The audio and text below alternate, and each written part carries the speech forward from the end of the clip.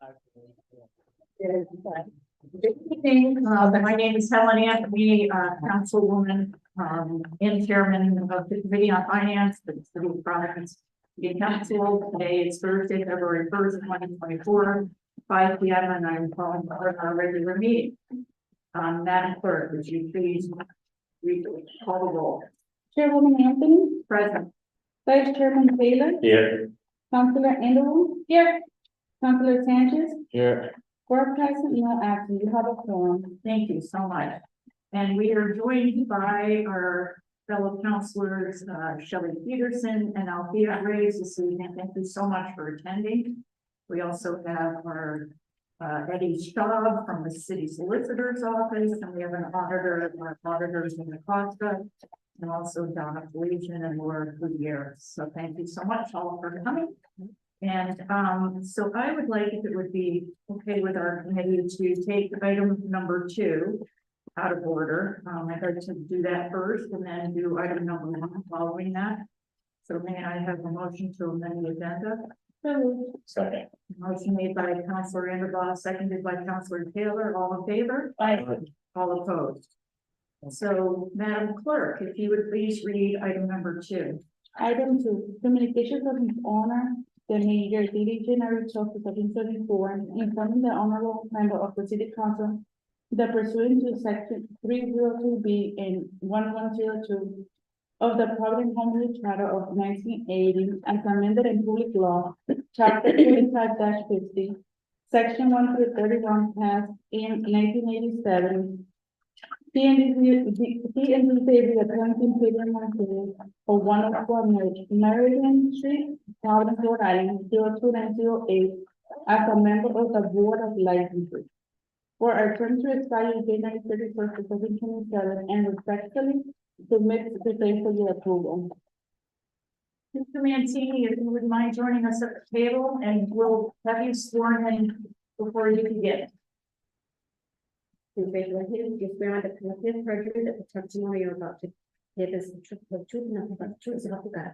And state your name for the record again. My name is Peter Mancini. And I want to thank you, Madam Chairperson, and members of the Finance Committee for having me here tonight. Just a little bit something about myself. I'm born and brought up in Providence, attended all the Providence public schools.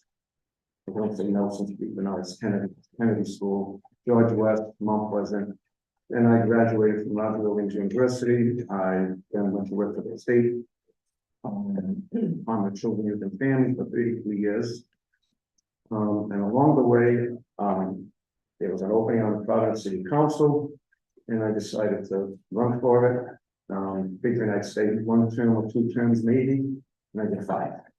Ended up as a council president. It was a great experience. And I just want to congratulate and commend all of you, because I stood on the finance for 10 years, and this is probably the toughest committee, not only time-wise.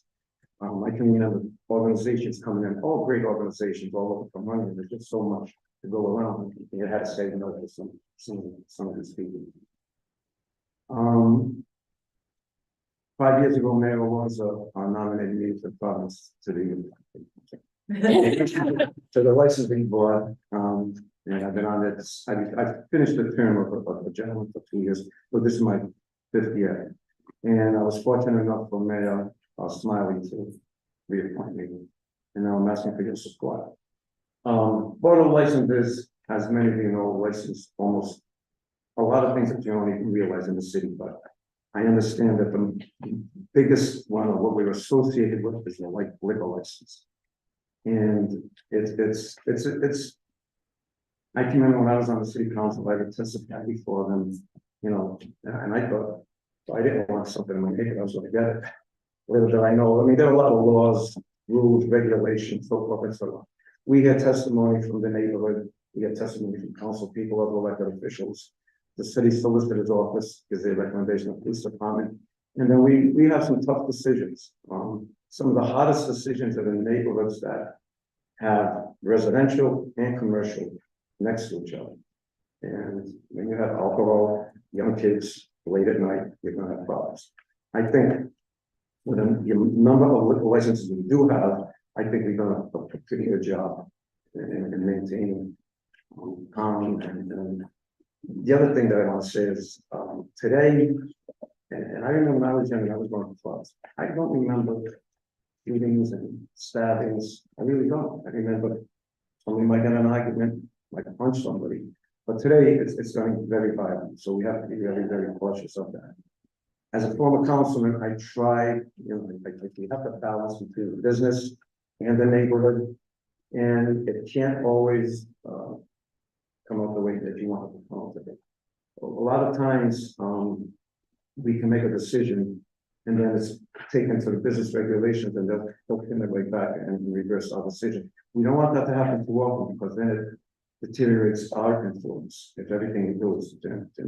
So we have to be quite careful. Personally, if a council person or elected official or neighborhood organization, I put a lot of importance into what they say into my decision.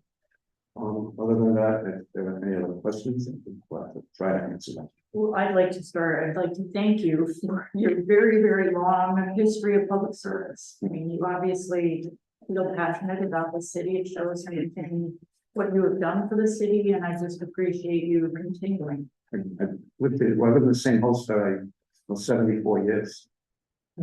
So, That's a lot. and this is I'm very happy that my councilwoman there You're well represented. is doing this fantastic job. Thank you.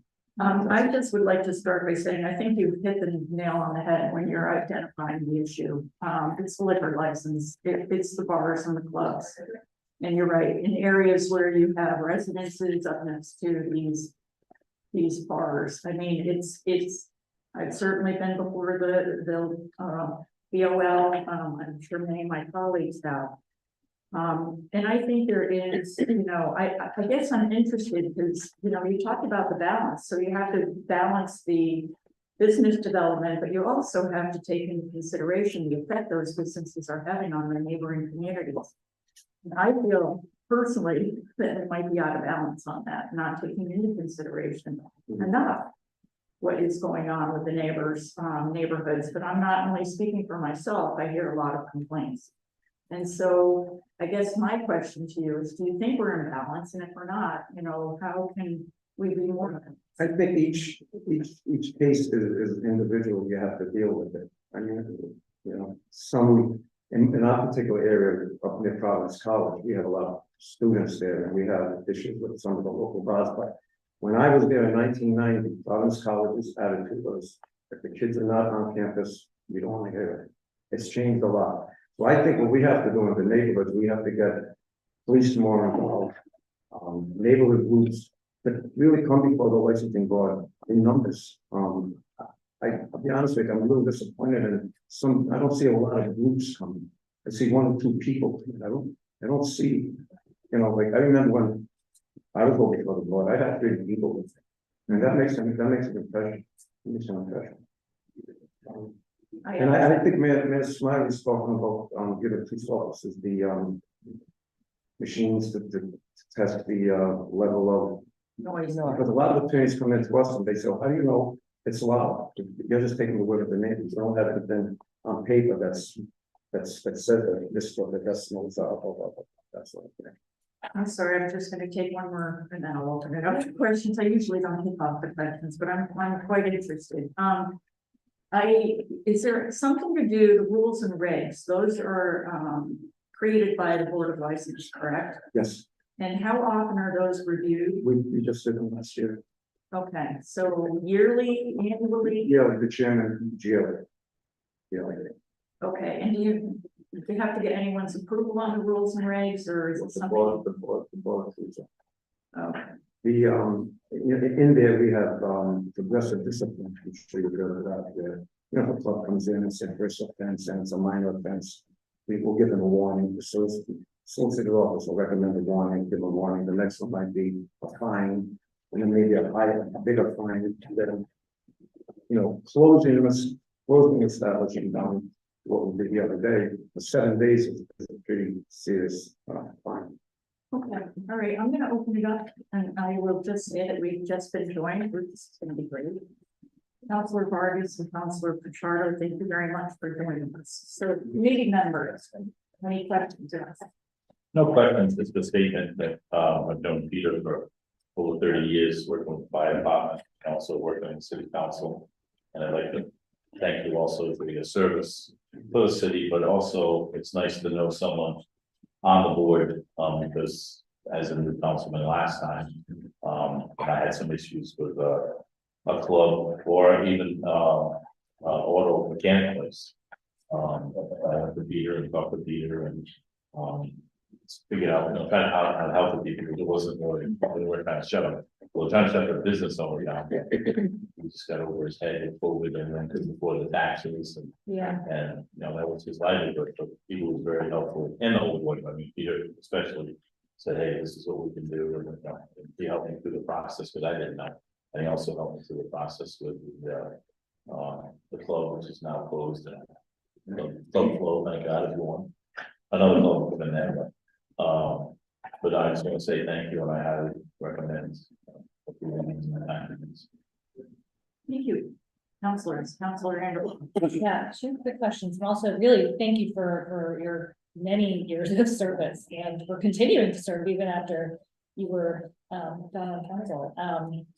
Two quick questions I have. One is around Chairwoman Empey's question around like hearing concerns, but maybe those aren't being reflected at the meetings. Like, when are the meetings held? Is it like a regular I should know this, but is it a regular time and day so that Wednesdays 12:30, Thursdays at 4 o'clock.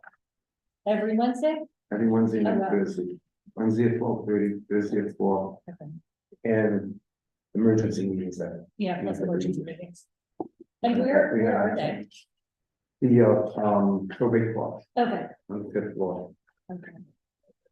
And then, just I would love your perspective on like, what are you seeing as some of the major challenges coming before you on licensing, and like, how, do you have the tools and the resources you need to address them, or like, what are your challenges in addressing them?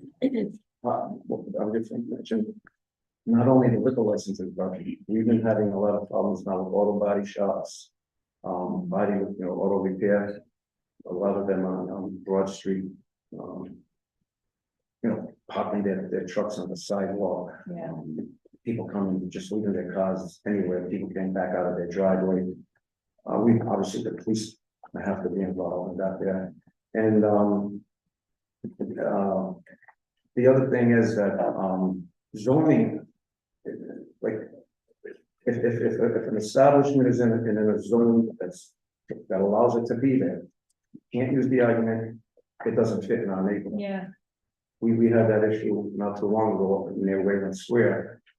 And their argument was that it didn't fit, and that if it's zoned, it fits. yeah. And the zoning obviously from you guys. You guys. But as far as the police are very, very helpful, the solicitor's office is great.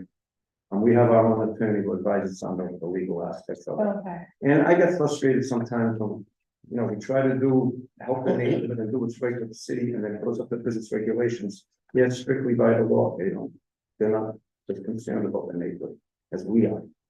okay. And do you, Yes, please. do you find that the board licenses, because we have a couple other appointments coming in the next bit of time, do you have good geographic diversity on the board, or do you mainly all live in a couple neighborhoods, do you find? No, I think it's divided pretty well. Okay. We are, well, there's gonna be another member, Yeah. and there was a new member we appointed a couple months ago, I think it was. Yeah. It was very good. I think it's It's a mix. a very good group. I'm also on the convention center for the councilman office. And, not to say anything bad about that board, but it wasn't important, is it really, the makeup is really. Great, Counselor Sanchez. Thank you, Chairwoman. Peter, thank you so much for your service. I mean, I think the most impressive thing on your resume is 30 years at DCYF. That's Wow. 33. Wow. Yeah, actually, funny little, I wanted to stay till 35, but because I was on the city council, I had to retire. Wow. It was after 33 years, they decided, wait a minute, the Hatch Act, whatever that was. And I didn't feel like it, so I just, but I would. Yeah, no, that's very admirable, all the public service. I definitely have not known you 30 years. I think I've known you for a year, but the few interactions I've had with you, I think you're very, Thank you. bright and honest and direct, stand-up human being, and I appreciate that. Just in regarding to, it's not really a question necessarily, but I mean, you mentioned a couple things. Nightlife obviously is very intersected with the liquor license. And then you mentioned gun violence. So those two topics are very high priority on my for different reasons. Obviously, reducing gun violence, and then also improving our nightlife scene here in the city of Providence as a young person is definitely a priority of mine. So I mean, those are two things that I'm definitely gonna be exploring a little bit more this year. So I would definitely like to pick your brain or get the board's members involved at some point. And yeah, I've kind of learned about the DBR appeals, and that's super interesting. I don't know, maybe that's something we can look into a little bit more as a council, see how we can interact with them. That's something the chair of the board mentioned to me very early on. Seems kind of discouraging at times, but that's a law that we have to obey for right now. But I mean, I don't really have anything else, to be honest. I appreciate your You service. mentioned guns and alcohol. To me, it's amazing. When I was younger, we went to a club. They have metal detectors. You have to go for them. I mean, that's how bad it is. Yeah, I mean, I would say the main issue is that guns are a lot more accessible now. I mean, I hear it from kids around my neighborhood. It's easier to get a handgun than it is to get your driver's license. So, I mean, that's a big issue that we as city leaders need to be addressing as much as possible. That's scary. Okay, given that we have half an hour, yep, okay, I'm sorry, and, yes, go ahead. I was gonna open it up to our fellow councilors, but also just to remind you that we have another item we have to ask you. Oh, thank you, Councilor Vargas. Thank you very much, Madam Chair. Yeah, I'm very, was honored to know Peter. He's a great guy with a foot on the ground. And he's a person who has common sense. And if I am a member of the committee, I will support him. I know anyone I support him. And one thing I would like to say, Peter, for the next season, like try to see when they want to open like a club or a bar, how close they are into the neighborhood. What problems they will bring into the neighborhood, like they put a bar right in the middle of like a bunch of houses around, so we know that's going to be a future problem. And you as a board member can stop that before it happens. Something to keep the eye open for the future. Thank you and welcome. You're very welcome, and does any, oh, yes, I'm sorry, Councilor Peterson. You can start with Council. And Councilor Pichardo, who would like to go first? No, please, it's okay. Okay, Councilor Peterson, because we have. Yes, sounds good. I will be brief as well. I just came to also, give a lot of recognition to the wonderful work that Peter has done over the years. I do thank you for your service, and I'm glad that we've gotten to know each other a little bit, in this process. You have been, your words of wisdom have been wonderful to me, and everything that you've taught me so far, I very much appreciate. I'm thankful that your longevity and all of that institutional knowledge that you have about what was and what we can do better is, I believe that that's something that's fundamental in how we need to move forward. So I just wanted to give a couple of moments of kudos and just throw my full support to Peter and thank him also for his service. Thank you. Pro Tem. Thank you, Madam Chair, and I too ditto what Councilwoman Peterson just indicated. Also knowing that the Honorable Peter Nancy has served our city quite well in our state, and also being sensible and understanding that many of the businesses that are numerous, that they have oversight, that they have a balance of approach to help them operate within our city. And I know that for many years, we've been lax on those inspections or also application of the law. And I think that we are moving in the right direction and having you there as a consistency. Not only from a policy perspective, a city council person, but also as a member that has demonstrated the embrace of diversity within population in different neighborhoods and the different needs. And I have full confidence that you will execute your duties as you always raised your hand and pledge to our city and to the residents of Providence. So I wanted to second it. My friends want to get their bumper sticker, says this car doesn't go out of Providence. Yeah. All right, with that, any other comments? May I have a motion? So, motion to approve. Second. Okay, motion to approve by Counselor Taylor, seconded by Counselor Anderson, all in favor? Aye. All opposed? So you're going to be recommending Thank you. your approval. Thank you so much. Okay, I would like to have a motion to waive the reading of item number 1. So moved. Second. Motion made by Counselor Anderson, seconded by Counselor Taylor, all in favor? Aye. All opposed? So we have waived the reading, but we may have, I'm sorry, Mr. CD, please, we're gonna, I think we have a document to mark, is it exhibit A, if yours, okay? Oh, do you want to? Yes, please. And in the meantime, we have Chief Mancini present today, so if you wouldn't mind swearing him in.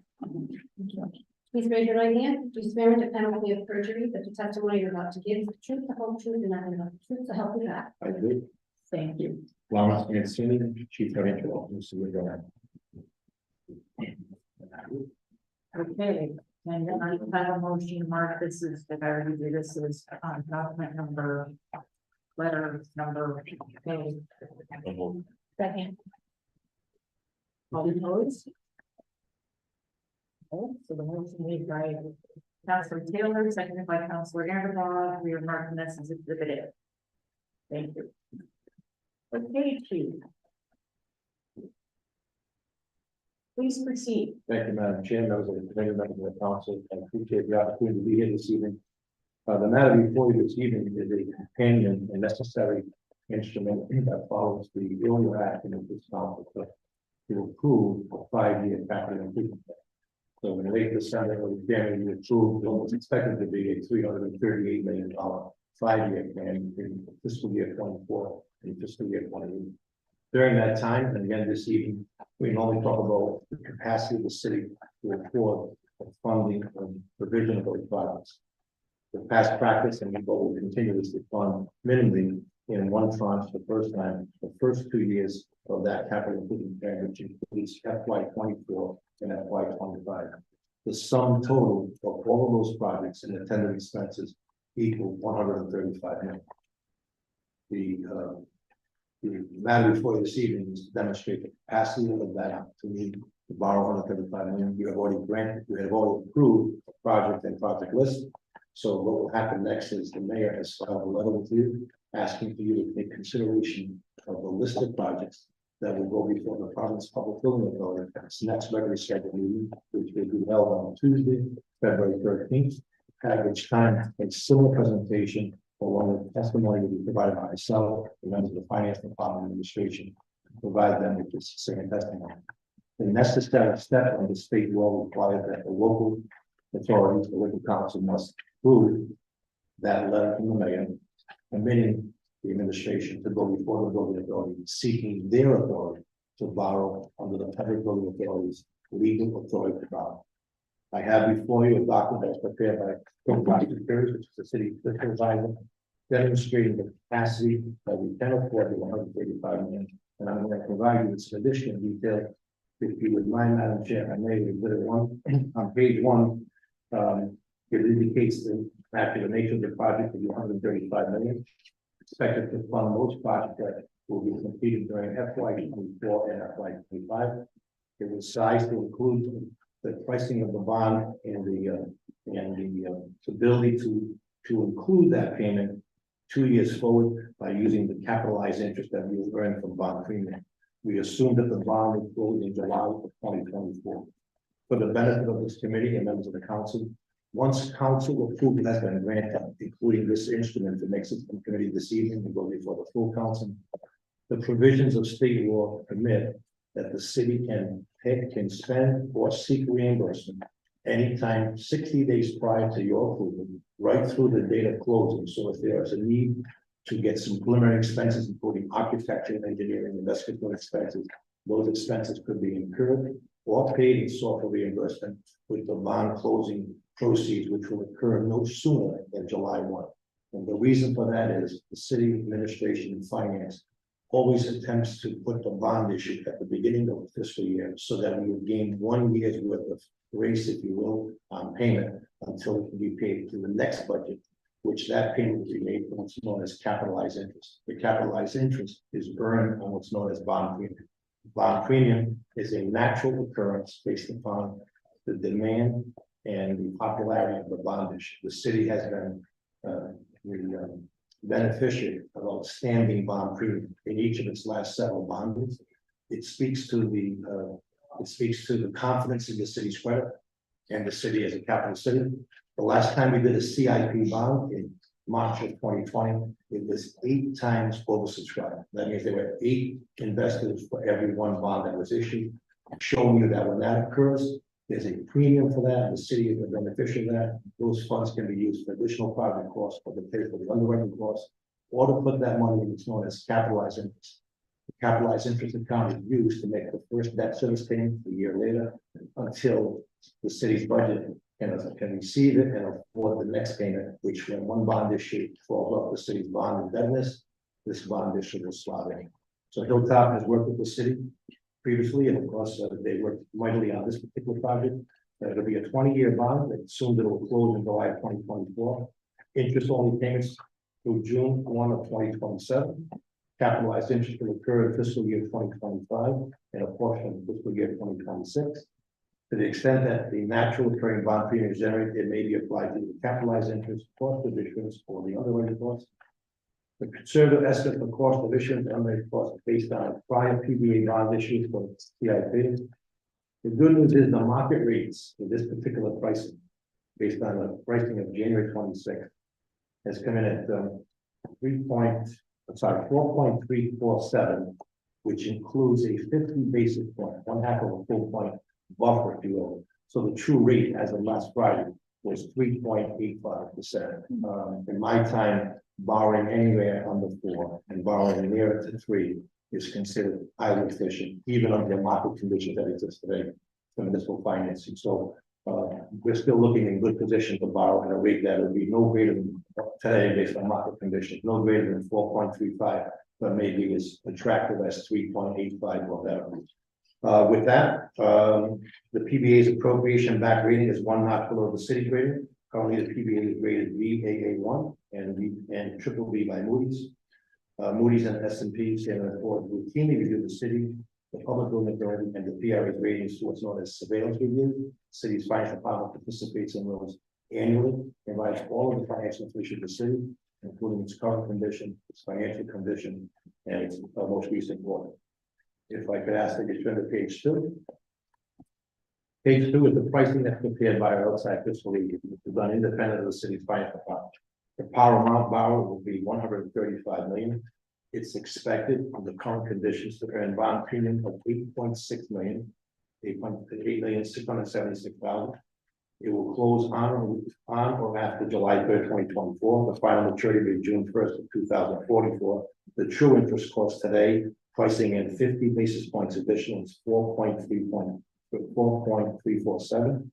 The average life, if you will, 13.69 years. If the city felt they wished to call the bond early, they would probably do so on the 13th year. If there was suitable alternative replacement financing, we could do that. The project fund will approach $135,524,016. There's some additional premium that can go into the project fund. All underwriting expenses, cost of issuance, cost of underwriting, legal, etc., will total approximately $877,000. It's comparable for a size of $135 million bond. And then the capitalized interest, $7.2 million. That interest will be used to service the bond until the first full bond payment will come due in 2026. Total debt service repayment of 135 million is 215 million. The maximum annual debt service payment is 11,976,000, and then the average debt service payment is 11,360,000. Madam Chair, member of the committee, we have been successful and beneficial in managing our budgeted debt service payment. The payment is included in each budget's annual appropriation. Currently, over the last many years, this decade and beyond, has run between 71 and 73 million dollars. That's a total debt service on both city bonds and school issue bonds for school buildings. Under this program, for this borrow of 135 million, along with continued borrowing, the net borrowing of the school bond. Bear in mind, on the school bonding, we receive now 82 cents on the dollar back. We will qualify for 9% bonus points under the farm plan. And there's a proposal that will come before you soon again, another initiative that it could be 100% reimbursement based on the support of the school department. It would be an extraordinary opportunity, but without that opportunity and the cost of debt service, we have the capacity to do so, particularly on the state legislation. So this next page is showing you the debt capacity from calculated by using the public building authority. When we borrow on the general obligation bonds, those bonds must be approved by the voter. That has to wait till election cycle rather than doing maybe by special action. When we don't borrow on the general obligation, we move to the public building authority. Just so you had a public building authority in place since 1988, I believe. With that, their calculation is different. It's 50% of the most recently adopted city budget and 50% of the most recently adopted school budget. That number is close to $864 million. Right now, we have the ability with this $135 million will still leave $319 million in debt capacity when we decide to borrow once again with the building authority. And there is every indication and every confidence that we will continue to borrow. Once this is completed with your consideration, we will borrow again in 2 years to take the next 2 years tranches of the CIP that was approved recently, with the intention to fund all 5 years as approved by the council, working with the administration. So I wanted to share that information as well this evening. That's a list of those projects. I have circulated this previously to the city internal auditor and the city treasurer. And then the next page is meant to show you the timeline. Obviously, the week of January 29th, expected to be before the committees as they end this evening. While it says February 6th, they actually had to be on February 13th for the building authority. I spoke with their legal counsel today. They will docket us for that meeting on the 13th. Following that, the city will use between February 6th and April 15th to do all of the preliminary work that's necessary to condition the city's finances to move forward with underwriting. The underwriting process will begin the week of April 29th. During the week of April 15th, we'll be distributing the RFPs. Week of May 6th will be the kickoff call with the bond working group. May 27th will be the rating call with Moody's and Standard & Poor's. And June 10th will be the due diligence call that's normally held with rating agencies leading into the month of June. And this has been strategically staged to meet these dates because we don't want to close any sooner than July 1. But I want to, once again, for the record, let you know that we can begin projects, we can expend funds, we can incur costs on anything 60 days prior to council authority. So council authority is granted this evening and we're going forward with the resolution passage. From that date, 60 days prior, right through the day of closing, all expenses that were incurred or paid can be reimbursed when the actual bond issue is closed in July. That's done strategically to take advantage of that process. We expect to be a bond closing on July 1. Again, I'm available for questions and Hey, Nancy, if I might kick it off, right? The debt capacity, the figure you just gave us, is that, include the, pension liability? pension liability is not included in this calculation. Oh, and why is that? It stands alone because it's made the pension amortization that's currently in place is you take the outstanding pension obligation versus how much you funded in pension investments. The difference is out of the amortization schedule. This is merely for the publicly issued debt, which is on the bond issues. So the only reason I ask is because we haven't had a presentation on the pension liability, which I've actually spoken to Chief Hawkins about that, which we need to have sooner than later. Right. But, you know, if we have to pay these debts and it's a sizable pension liability. So when you take that in addition to you know, the fact that it's not included in our capacity is just, I don't know how that works, is it? It works because we work off the pension valuation, which is done annually, that report will be issued, I think, anytime now we're working with the pension actuary of both in the company. We have been making, Madam Chairman of the committee, this budget for 2024 represents the 12th consecutive year of 100% payment. And I say that for the record because in the 20 years prior, only 2 out of 20 years was that being made 100%.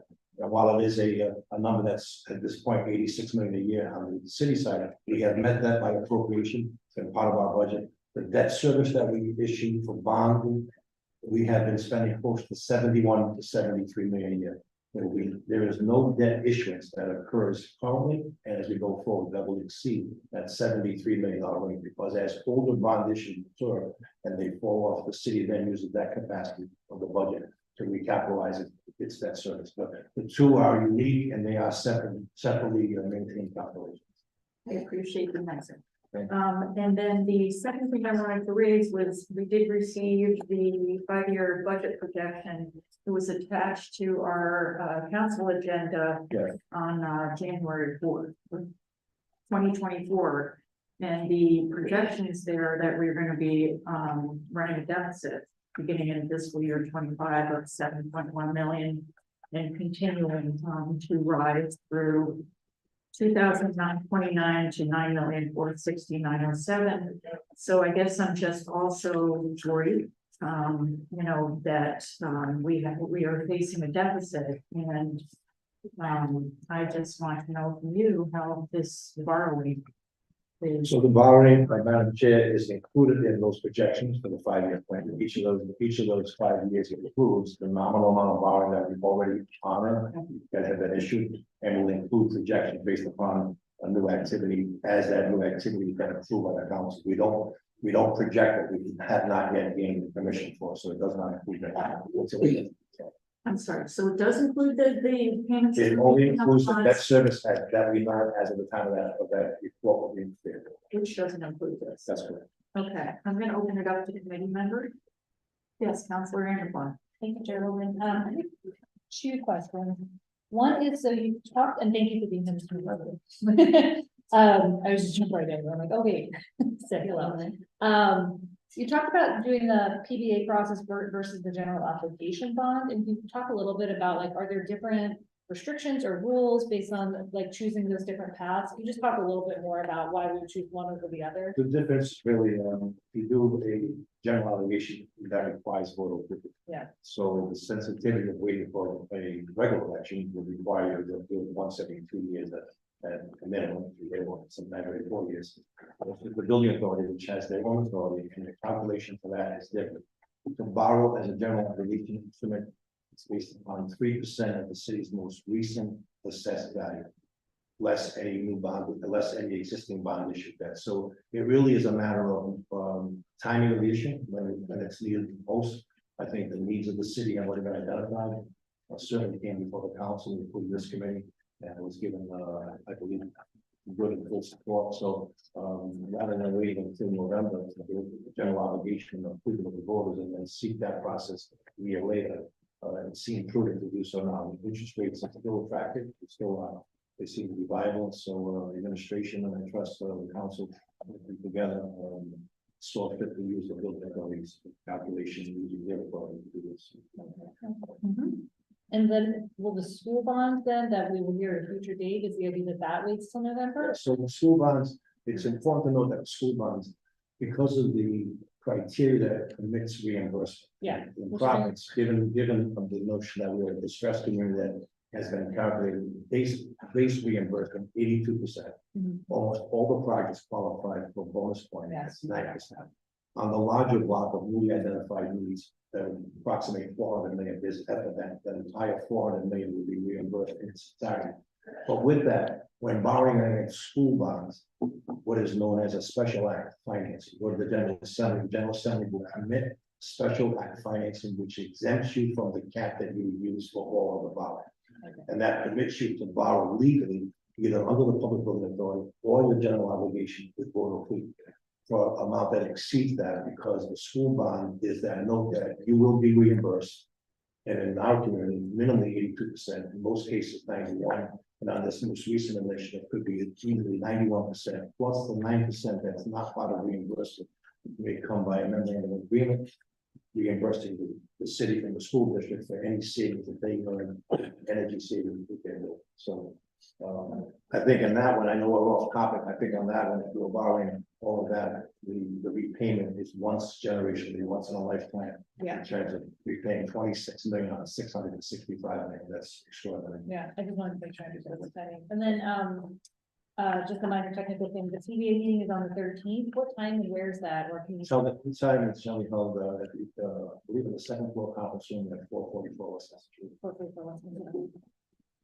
Okay, Council Sanchez. Thank you, Chairwoman. Thank you, Chief Mancini. Yeah, this committee is making me a little fiscally conservative. But my first question, you mentioned something about average life, 13 years. What exactly does that mean? It's the statistic that's provided by the outside fiscal agent to show you that the average life of both 20-year bonds. If you could project today what the interest rates might look like in 13 years, that might be the optimum time to do what's called a refunding or refinancing, where you can use cheaper money then to take out the remaining, like you're refinancing your. Oh, so, okay, so all these payments might change a little bit. They may not, I mean, they would be 20 years locked in as they would be at the closing, but what they're saying there is an average life could be 13 years, where you might decide that they use that against the forecast of what the market interest rates might be, and then 13 years from today, if the rates were, let's say, below 3%, might be a prime opportunity to refund or refinance, picking up a savings on the bond, they should pay it off early with good money. And that's just a statistic to show you what that might be. Okay, fair enough. My next question, was in regard to Hilltop Securities. Yes. What is, what is their, so we contract them to provide They these are numbers? under a contract that was executed more than 3 years ago. It's a contract that can be at the request of either party, can be canceled with 30-day notice. They provide fiscal advisors. Most times they're only paid when there's a bond issue. During the year, they provide other services, including surveillance, reports to the industry. They prepare us for rating agencies, and they prepare other reports, but most of their compensation is generally when there's a bond issue. Yeah, I mean, I guess that's kind of where I have some questions, I guess. I mean, we're taking their, this is me completely just playing devil's advocate, you could say. So we're taking their numbers and their information, but they're incentivized to provide decent information to get paid, right? Like No, I think you find that Hilltop where's that? Where enjoys an outstanding reputation in the industry. There are probably only 1 or 2 firms that do this work daily, regularly amongst municipalities. The city has used them regularly in all of the financial affairs and come to rely on their credibility as well as their skill in doing this. And I would say that in any bond issue that we've done in the last half decade, they have provided that guidance and that critical information. I think they were significantly helpful in that. Yes, I guess that's kind of what I'm looking to understand is that there's no way in any world that anyone that works for the city would be able to provide something like this, like in the future years. Like, as much as I know about finance, I'll be very frank with you, I don't make a living watching the market daily and all the nuances of market conditions, including Federal Reserve activity. These folks, like their peers anywhere, would do deeper dive information. They know what the yield curve is. They know that from the 2-year and the 10-year Treasury bill bond are equal. The yield curve is inverted. When the yield curve is inverted, that sets the interest rates. you talking a different language, Chief. All you gotta say is yeah. That's why we use those who are skilled in that. Yeah, no, it's not. So you said we've been doing work with them for quite some time. I'm very comfortable with their relationship with the city, and it's been an outstanding. I think they've served the city outstanding. Fair enough. Councilor Sanchez, I'm just very sensitive to our time tonight, because we have to get you guys to your docket meeting. And so I guess my question is, I mean, I know we still have questions. I know the auditor has questions. I'm not sure if anyone else here has questions. But, let me ask you this, Chief, if for some reason we continue this matter and continue it to our next meeting, which would be Tuesday, next Tuesday. And then it would be before council at its second meeting in February, which is after the year's schedule. Okay, then I'm going to, ask if I so appreciate you. If I may, Madam Chair, if I understand correctly, you're saying that this committee will meet again next season. Yes, Okay, that would serve well because I'm not expected to appear before the public building authority until Tuesday the 13th. okay, Oh, It was my anticipation and hope that I would go before that and would be understand that. I would hope with your consideration, I had at least achieved a matter of the committee with a matter then pending with council, so I have no objection. I really appreciate your time, and because we're all, I know a lot of us are being educated on. It's big business, I understand that. Great, with that, and we can continue. Let's continue. Second. Okay, the motion made by Councilor Anderson, seconded by Councilor Taylor, all in favor? I will vote. Thank you, Madam. Thank you so much. Thank you all.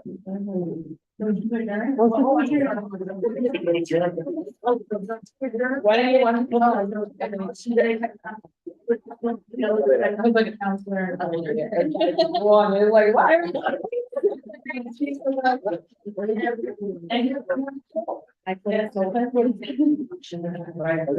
Yes. Yeah. Yeah.